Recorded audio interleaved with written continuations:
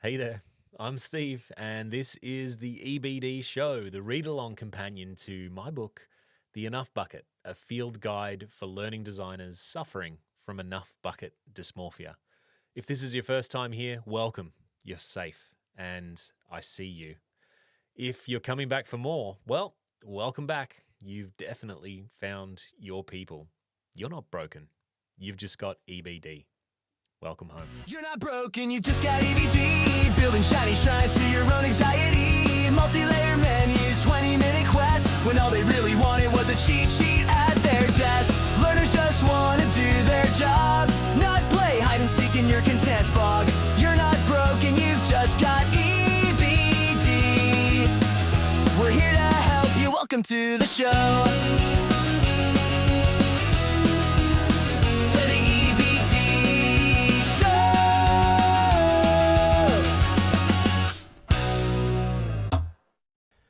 Hello, folks. Welcome to this week's episode of the EBD Show, where we help learning designers just identify and laugh at the idiosyncrasies and the little quirks that just make us weird.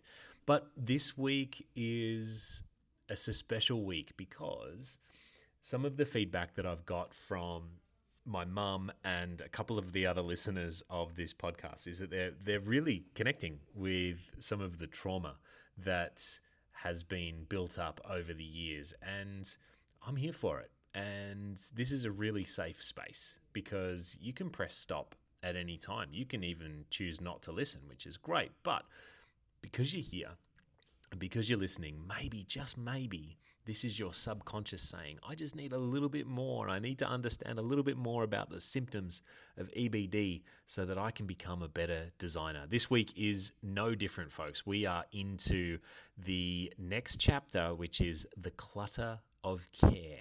And I want you to imagine a Care Bear that has a cannon that just shoots love and care everywhere, because that's effectively what EBD is. EBD is a variant of your ego, but it's not a negative side of your ego. It's not the dark side where you're manipulating people or you're arrogant. EBD comes from the most beautiful place on earth, even though it's misguided and directed. It comes from a place of care. And this week's chapter is going to dial up and expose just how much you care for the right and the wrong reasons so that we can better serve our learners. Let's get stuck into it. Chapter 4, Clutter of Care. Built with love, bloated with guilt. For those of you listening in at home or requiring accessibility, hashtag WCAG, there's a Care Bear with a support cannon firing all sorts of stuff over what looks to be a panicked and stressed and anxious learner just wanting to learn and enjoy their black coffee. Setting the scene. You finish building a module and open it back up to admire your work. What you've actually built is a less engaging experience and more a digital garage sale.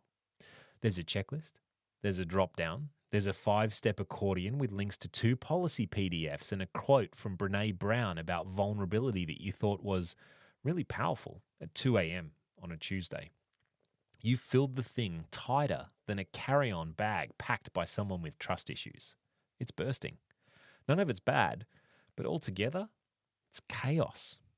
Welcome to the Clutter of Care, like a rogue Care Bear gone postal, smothering learners with rainbow safety nets until they can't breathe. Symptom diagnosis. The clutter of care is what happens when you love your audience so much you start hoarding content in their honor. You don't want to leave anything out. You don't want to let anyone down. Now, this isn't kitchen sink syndrome. That's when you throw in features because you can.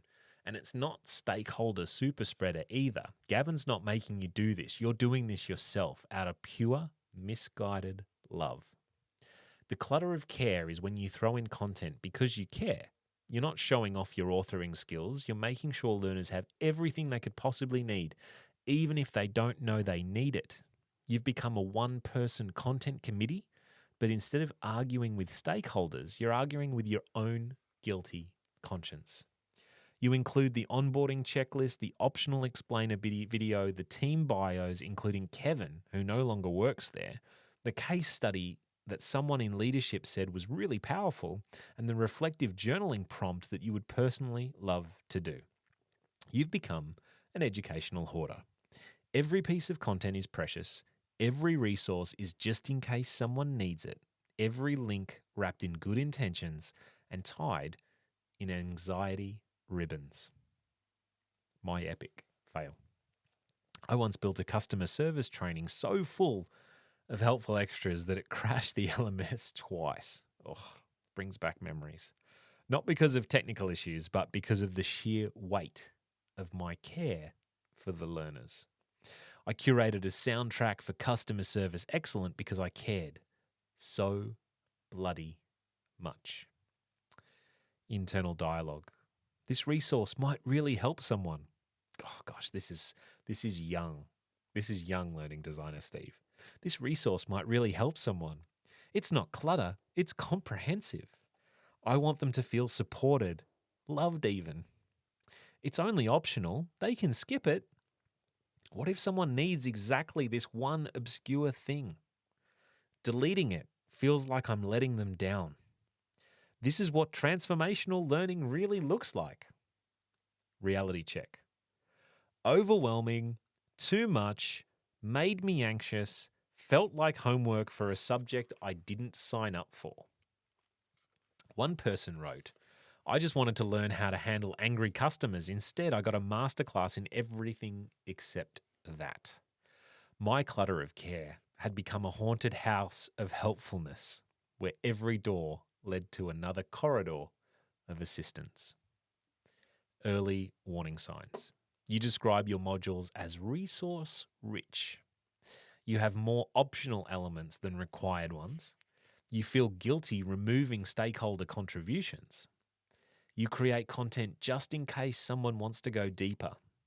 You use phrases like comprehensive support materials, or CSMs.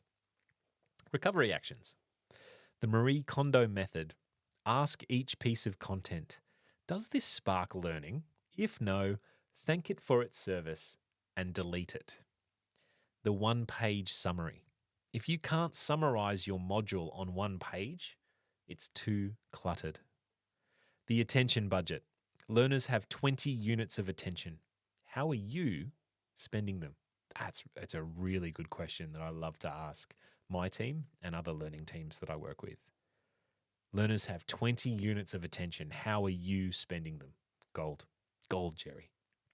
The clarity champion. Assign someone to be the voice of simplicity in your design process. Caring isn't the problem, folks. Clutter is. If your love for the learner turns your design into a haunted house of helpfulness, they're not going to thank you. They're going to leave quietly. 3 slides in. Nothing says, I respect your time, quite like a course that ends before their coffee goes cold. There you go, folks. You can just imagine the Care Bears. If you haven't watched the Care Bears, this is a chance for you to go on YouTube and just watch the intro from. I can remember. Oh my gosh, it just takes me back. Saturday Disney. I was a kid sitting there watching that at 7 a.m. and the Care Bears come on. Happy days. But did you identify with the Clutter of Care chapter? Because, as I said at the start of this episode, EBD appears in many ways, shapes, and sizes, and it's not bad. It comes from a place of care, and this chapter really shines the light on that.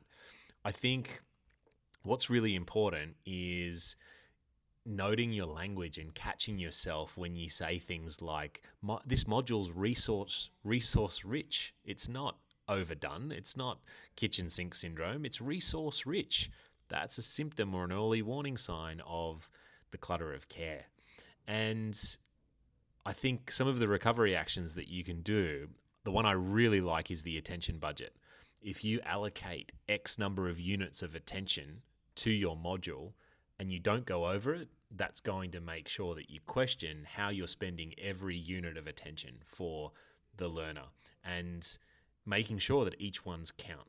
And I can think of what Rose and what Jack said in the Titanic when he was sitting there at the top first class dinner with Rose trying to impress her parents. And it was like, make each day count. And then he gets the toast, making it count. That's what we've got to do, folks. We've got to make sure that the learner's attention, it's a rare candy. You have to compete for it against everything else. So what are we going to do? Instead of just vomiting all over them or shooting them with so much care and resources that they feel loved and feel warm and cuddled, we need to make sure that what we give them is maximum bang for buck and we don't waste a single unit of attention that we're giving our learners.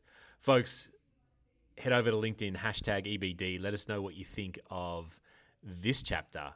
And just remember, folks, you're not broken. You've just got EBD. See you next Tuesday. You're not broken, you just got EBD. Building shiny shrines to your own anxiety. Multi-layer menus, 20-minute quests, when all they really wanted was a cheat sheet at their desk. Learners just want to do their job, not play hide and seek in your content fog. You're not broken, you've just got EBD. We're here to help you. Welcome to the show.